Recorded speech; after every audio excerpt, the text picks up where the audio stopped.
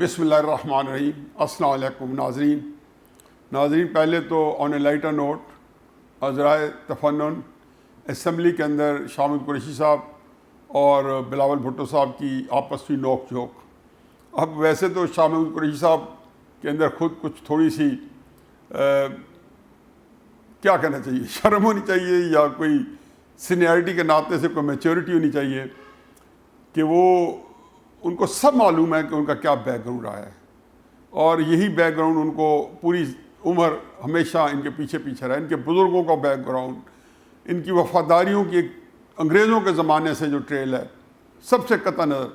اب یہ بات ہر ایک کو یاد تھی کہ یوسف رضا گیلانی صاحب کو جب وزیر اعظم پاکستان منتخب کیا گیا 2008 کے الیکشن کے بعد، تو شاہ محمود قریشی صاحب بھی اسٹرانگ کنٹینڈر تھے۔ ان کا خیال تھا کہ پنجاب سے اگر لینا ہے یا پیپلز پارٹی میں لینا ہے تو شاید میرا بڑا مقام ہے۔ ان کو اپنے بارے میں کوئی ضرور سے زیادہ اعتماد ہے۔ بہرحال جب یوسف رضا گیلانی صاحب بن گئے تو ان کے دل میں یہ قلق رہا۔ دوسری بات یہ ہے کہ وہ جس حیثیت میں بھی رہے، چاہے وزیر خارجہ زرداری صاحب تھے یا پیپلز پارٹی تھے، یا آج کل وزیر خارجہ عمران خان صاحب ہیں یا تحریک انصاف ہیں، ان کے اپنی پارٹی سے زیادہ اسٹیبلشمنٹ سے جو تعلقات ہوتے ہیں یا ان کی جو خوشنودی حاصل کرنا ہوتا ہے وہ ان کے لیے زیادہ اہم ہے، زیادہ ضروری ہے۔ اس لیے جب ان کو ایم پی اے کے الیکشن میں ہروایا گیا، جس میں عمران خان صاحب بنفس نفیس شامل تھے اور جہانگیر ترین صاحب نے پوری ہمت ڈالی، اور اپنی ہی جس سیٹ جو ایم این اے جیتے ایم پی اے ہارے، وہ وجہ یہی تھی کہ کہیں پہ یہ پنجاب کے اندر اسٹیبلشمنٹ کے ساتھ میل جول کر کے وزیر اعلیٰ کا منصب جو ہے اسی نہ خواہش کر بیٹھے۔ بہرحال آج بلاول صاحب نے ان کی بالکل صحیح معنوں میں کلاس لی اور ان کو بتایا، اور بڑی ایک بات سب سے خوبصورت کہ انہوں نے کہا جی کہ عمران خان کو چاہیے کہ شاہ محمود قریشی کے جو ٹیلی فونک گفتگویں ہیں یا آف دا ریکارڈ گفتگویں وہ ٹیپ کرائے، پتہ چلے کہ کس طریقے سے آج بھی وہ عمران خان صاحب کے خلاف سازش میں ملوث ہیں۔ تحریک انصاف کے بڑے سینئر لوگوں سے میری گفتگو ہوتی ہے کہ اور شاہ محمود قریشی یا چاندے کا میں نام لیتا ہوں، تو میں یہ کہتا ہوں کہ اگر آج ان کو منتخب کرنا پڑے عمران خان صاحب کے درمیان میں اور اسٹیبلشمنٹ کے درمیان میں، تو سارے یک زبان مجھے ایک ہی جواب دیتے ہیں کہ شاہ محمود قریشی جو ہے وہ اسٹیبلشمنٹ کے ساتھ کھڑا ہوگا اس طرح کے ماحول میں جب حالات خراب ہوں گے۔ یہ تو ہو گیا تصویر کا ایک رخ۔ اب دوسری طرف جو ہے بلاول بھٹو زرداری صاحب اور مریم نواز صاحبہ، یقین جانوں کہ یہ دونوں جو ہیں ان کے ساتھ بلاول صاحب کی تو جو آئیڈیالوجی ہے اس کو میں بالکل کنڈون نہیں کر سکتا ہوں۔ میرے لیے وہ اس کے ساتھ میرے بہت، میں جس کو کہوں شرعی اختلافات ہیں اینی وے، لیکن جو ان کے فکروں کی کانٹ چانٹ، جو ایک خوبصورتی ہے مریم نواز صاحبہ کی تقریروں کے اندر، جیسا ایک تیکھا پن ہے، یہ مجھے بالکل ایک میسمرائز کر دیتا ہے۔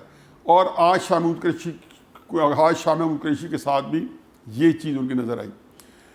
اصل جو ہمارا موضوع ہے، جو آپ کا سب سے اہم موضوع ہے، وہ وزیر اعظم صاحب کی اسمبلی کے اندر بجٹ کے اوپر تقریر ہے۔ بہرحال اب اپوزیشن سے سمجھوتا ہو ہی گیا، منت ترلے، کچھ اسٹیبلشمنٹ نے ان کے منت ترلے کیے، کچھ اور دباؤ ڈالا، کچھ اسپیکر نے ڈالا، حالات پرامن ہی رہے۔ اور وزیر اعظم صاحب تقریر جو ہے ابھی ختم نہیں ہوئی تھی کہ میں یہ ویلاگ کرا رہا ہوں، کیونکہ اس تقریر کے اندر کچھ بھی نہیں تھا۔ تقریر کے اندر دو تین چیزیں جو انہوں کی ہیں، اس کے پہلے تو انہوں نے چند دو حرفی بات کی، لیکن امپورٹنٹ نکتہ تھا۔ انہوں نے کہا تھا کہ اپوزیشن کو میں دعوت دیتا ہوں کہ وہ میرے ساتھ الیکشن ریفارمس پہ مذاکرات کریں، اور پھر اپنی کتھا کہانی سنا دی، اور پھر عجیب و غریب صورتحال کہ جی میں جب 2013 کے اندر 4 حلقوں کہا تھا تو یہ کھولنے پر تیار نہیں تھے، انہوں نے تو کچھ بھی نہیں بتایا 2015 میں کہاں دھاندلی ہوئی۔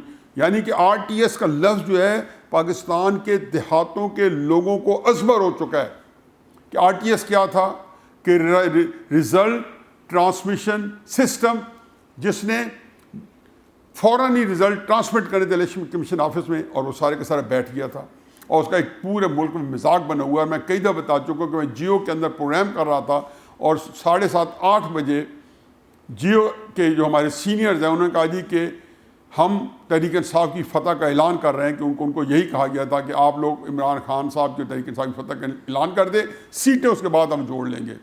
تو یہ وہ تھا جب ابھی رزلٹ جو ہے وہ اس کے لیے پابندی تھی کہ پورے پہنچے نہیں، اور ابھی جس کو کہنے آدھا فیصد رزلٹ نہیں آیا تھا. خیر یہ کئی دفعہ ہم ذکر کر چکے ہیں. تو عمران خان صاحب دہرا رہے تھے ہم 4 حلقوں کا نہیں کھلوائے. بالآخر عدالتوں نے وہ حلقے کھلوائے اور سب میں دھاندلی نکلی. اب میں یہ سن لیں، سعد رفیق صاحب نے ریزائن کیا، وہاں پہ الیکشن دوبارہ ہوا، سعد رفیق صاحب جیت گئے. یا صادق صاحب کے حلقے پہ دوبارہ الیکشن کا فیصلہ ہوا، عدالتی فیصلہ تھا، اور اس کے بعد وہاں پہ یا صادق صاحب دوبارہ جیت گئے. یہ 4 حلقے جو کھلواتے پھر رہے تھے. کیونکہ یہ عمران خان صاحب کی بات ہوتی ہے کہ وہ کہتے ہیں نا کہ جہالت نعمت غیر مترقبہ ہے. انسان وہ کہ اگنورینس از بلیس.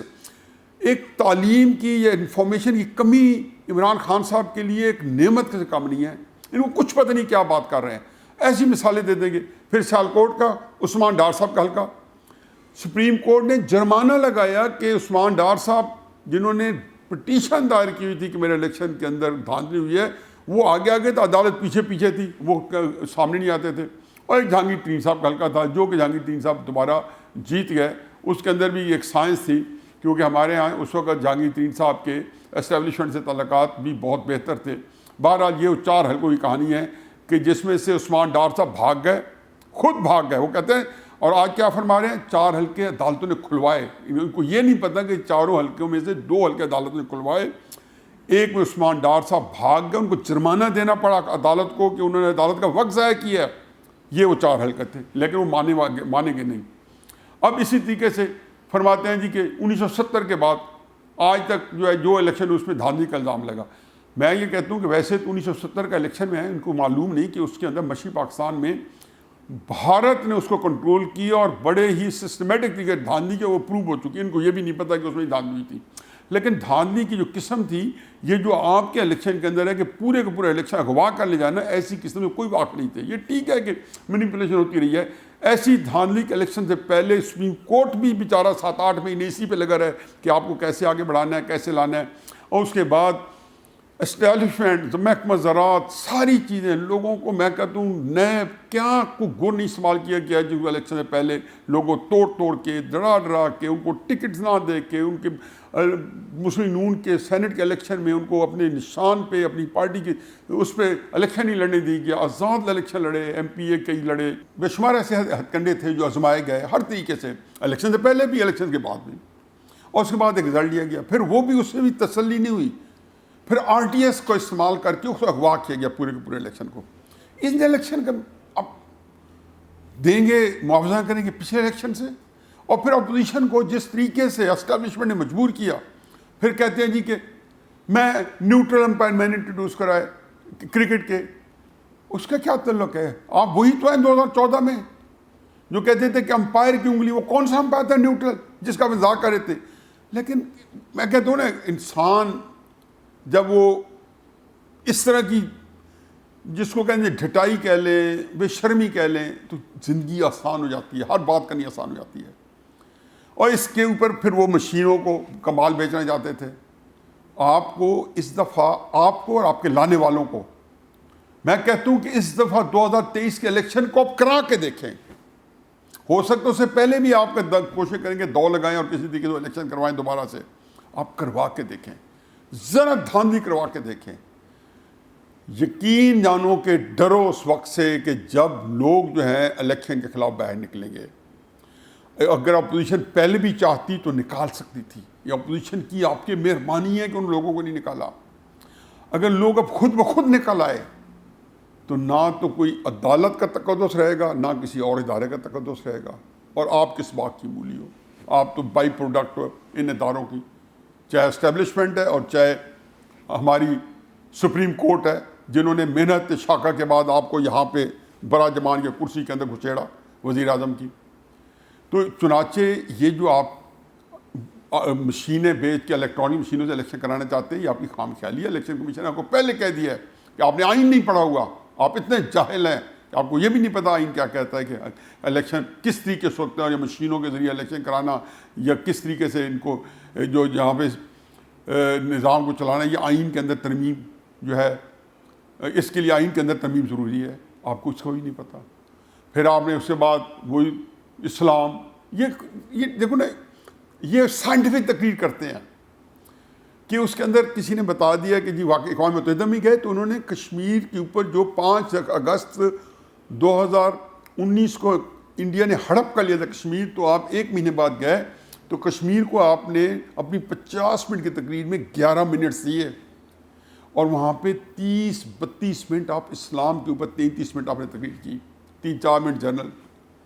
وہ اسلام کے اوپر آپ تبلیغ کرنا شروع ہو گئے کہ ناداں گر گئے سجدے میں جب وقت قیام آیا، کہ آپ جب قیام کا وقت ہوتا ہے تو آپ سجدہ ریز ہوتے ہیں. اب آپ بتا رہے ہیں جی قرارداد مقاصد اسلامی فلائی ریاست، فلائی آپ کیوں کہتے ہیں؟ آپ نے امریکہ کو بتانا ہوتا ہے، وگرنہ آبجیکٹو ریزولوشن یا قرارداد مقاصد میں فلائی ریاست نہیں ہے. آپ پڑھ لیں، وہ اسلامی ریاست ہے. ریاست مدینہ کو اسلامی فلائی ریاست نہ کہا کریں، یہ نئی پخے نہ نکالیں. اسلام کے اوپر اپنے جو ٹاٹ کے پیبند نہ لگائیں، یہ مخمل کی چادر ہے، اس کے اوپر ہم ٹاٹ کے پیبند نہ لگائیں. تو یہ آج بھی انہوں نے سوچا کہ جی یہ شاید جذباتی کام ہے، اور چند جو کلٹ بنا ہوا ہے، اور وہ ہر جس طرح پیر فقیر اور ہر کے تعلقات ہر ایک نے 2-4 ہزار 2-4 لاکھ مرید اکٹھے کیے ہوئے ہیں، اسی طریقے سے آپ نے بھی ایک بیوقوفوں کا، سادے لوگوں کا اور مخلص لوگوں کا، جذباتی لوگوں کا کٹ کیا ہوا ہے، اور اس کو آپ پھر موٹیویٹ کرتے ہیں، اور کسی کو اسلام اور کسی کو کیا وغیرہ. جو لچھن ہے جو آپ کی حکومت کر رہی ہے، وہ سارے وہ کام کر رہی ہے جو اسلام اور شریعت کے عین برخلاف ہیں. سارے کام، جھوٹ سے لے کے، فراڈ سے لے کے، چوری سے لے کے، اسکینڈل سے لے کے، غریب آدمی کے لیے عصایات تنگ کرنے سے لے کے. کیا فلائی ریاست ہے کہ آپ نے غریب آدمی کا جینا دوبھر کر دیا. پھر آپ بجٹ کی تقریر سن لیں، وہی گھسی پٹی باتیں. کرنٹ اکاؤنٹ ڈیفیسٹ کیا ہوتا ہے، وہ 20 ارب پہ چھوڑ کے گئے. یہ نہیں بتاتے کہ انہوں نے جو 11,000 یا 12,000 ارب قرضہ لیا اسحاق ڈار وغیرہ نے یا نواز شریف کی حکومت نے اپنے 5 سال کے ٹینور میں، اب 3 سال میں ان کے مقابلے میں 13,000-14,000 ارب روپے لے چکے ہو. یعنی کہ ان کے 5 سال کے دور میں ٹوٹل 11,000 ارب جو پاکستان کا ڈیٹ تھا، میں لائبلٹیز کو بھی نہیں کاؤنٹ کر رہا ہوں، 24,000 کے قریب جو تھا، بلکہ کچھ چند 100 ارب ڈالر کم تھا جو وہ چھوڑ کے گئے. آپ نے اس کو 24,000 کو 39,000 پہ پہنچا دیا، 39,000 پہ. اور اگر آپ لائبلٹیز نکالیں تو آپ کا قرض 45-46,000 ارب پہ پہنچ چکا ہے، ان کے 30,000 ارب کے مقابلے میں 15,000 ارب آپ نے زیادہ کر دیا. تو یہ جو آپ فرما رہے ہیں، اور پھر ان کے قرض میں دیکھیں 12,000 میگا واٹ جو ہے آپ کو بجلی دی، آپ کو سڑکیں دی، آپ کو یہاں سے لاہور سے لے کے کراچی تک کی موٹر وے بنا دی، کتنی بڑے بڑے پروجیکٹس ہوئے، میٹرو چلی، بے شمار جس کو کہنا ہے ٹرانسپورٹیشن کے سسٹم چلے، کتنے میگا پروجیکٹس ہوئے. نیلم جیلم مکمل ہوا، نندی پور کو مکمل کیا. آپ کو حساب کتاب کر لیں. ظاہر ہے اس کے لیے جب آپ لون لا رہے تھے، بجلی آئے گی تو انڈسٹری چلنی تھی اور آپ کی ایکسپورٹ بڑھنی تھی، وگرنہ تو 2013 کے اندر انڈسٹری بند ہو گئی تھی. تو چنانچہ یہ فگر، یہ جو باتیں کر رہے ہو، اب کچھ بھی نہیں رہا. یہ جو مشرف کا جو 2007 تھا نا، کہ لوگوں کو پتہ چل گیا تھا کہ یہ بندہ فرائیڈی ہے، اور اس کی باتیں جو تھیں اس کے اندر اثر ختم ہو گیا تھا. ایگزیکٹلی عمران خان لوگوں کو پتہ چل گیا ہے کہ قوم کے ساتھ آپ نے وسیع پیمانے پہ دھوکہ کیا، اور قوم کے ساتھ دھوکہ نہیں کیا، یہ دھوکہ آپ نے ریاست پاکستان کے ساتھ کیا ہے. کیونکہ یہ کھیل آپ ریاست پاکستان کے ساتھ کر رہے ہیں، اور یہ بدقسمتی اقتدار کی کہ اس کی لالچ میں تاریخ انسانی بتاتی ہے کہ انسان باپ کو بھی ذبح کر دیتا ہے. قوم تو بیچاری ویسے ہی مفلوق الحال ہے. وہ تو آپ کی اور اسٹیبلشمنٹ کے ہمیشہ رحم و کرم پہ آپ جیسوں کے وہ نیٹ پریکٹس پہ شکار رہی ہے.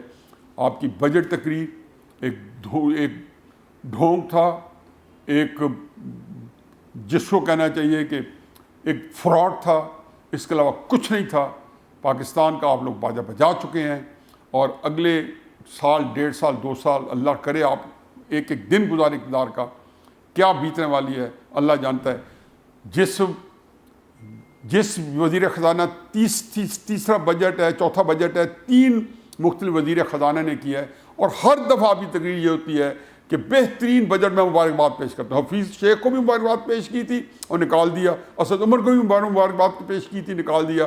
اب اب شوکت ترین کو سے بھی مبارکبادیں دے کے اب اس کو بھی نکال دیں گے, کیونکہ اصل جو ہے کنویں کے اندر جو کتا پڑا ہے جس کی وجہ سے پورے کنویں کا پانی گدلا ہوا ہے, اس کتے کو آج تک کسی نے نہیں نکالا.